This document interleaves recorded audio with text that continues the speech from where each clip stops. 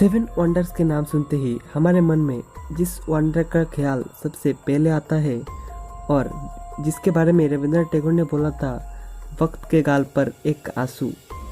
आज हम उसी वंडर के बारे में बात करेंगे, यानी कि ताजमहल। इस इमारत को मुगल सम्राट शाहजहां ने उनकी प्रिय बेगम मुमताज़ की याद में बनाया था।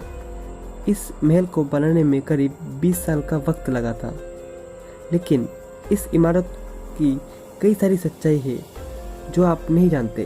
तो आज हम उन्हीं सच्चाई में से 10 सच्चाई को रिवील करने की कोशिश करेंगे।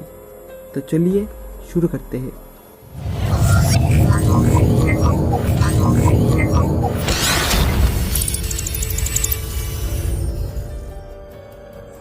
वैसे तो कुतुब मीनार को इंडिया का सबसे ऊंचा मीनार बताया जाता है, लेकिन क्या आप जानते हैं ताजमहल कुतुब मीनार से भी ऊंचा है। कुतुब मीनार का ऊंचाई 72.5 मीटर है और ताजमहल का ऊंचाई 73 मीटर है।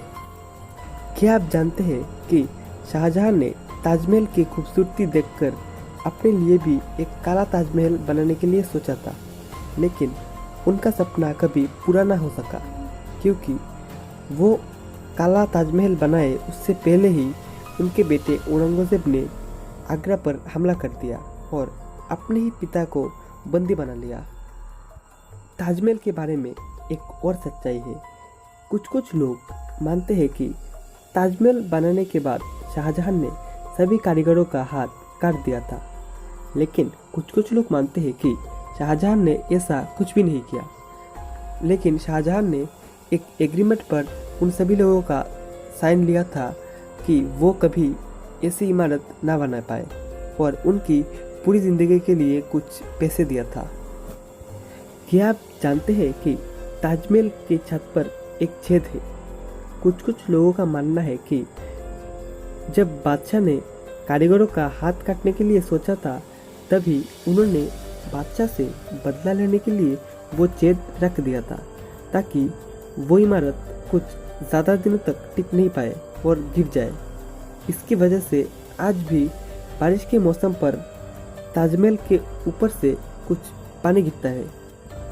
शायद आप नहीं जानते कि ताजमहल की बाजू में जो 4 मीनारें बनाई गई थी, वो सभी मीनारें बिल्कुल स्ट्रेट नहीं है, वो एक दूसरे की तरफ झुका हुआ है, ताकि अगर किसी कारण से किसी दिन वो 4 मीनारों में से एक मीनार गिर भी जाए, तब भी महल को कुछ भी ना हो।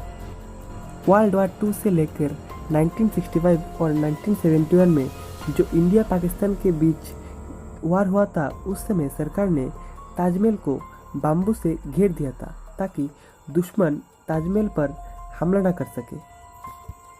क्या आप जानते हैं कि यमुना नदी होने की वजह से ही ताजमहल आज भी इतना ही मजबूत है जितना पहले था।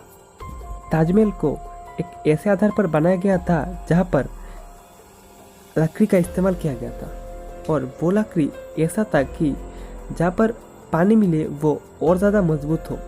लेकिन आजकल यमुना नदी का स्तर गिरने की वजह से कहीं ना कहीं ताजमहल भी आजकल कमज़ोर होता जा रहा है।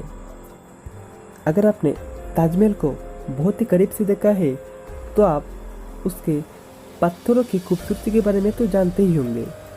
ताजमहल को बनाने के लिए जिन पत्थरों का इस्तेमाल किया गया था, उन्हें चाइना, श्रीलंका और तिब्बत जैसी जगह से लाया गया था, और वो संख्या में 28 थे।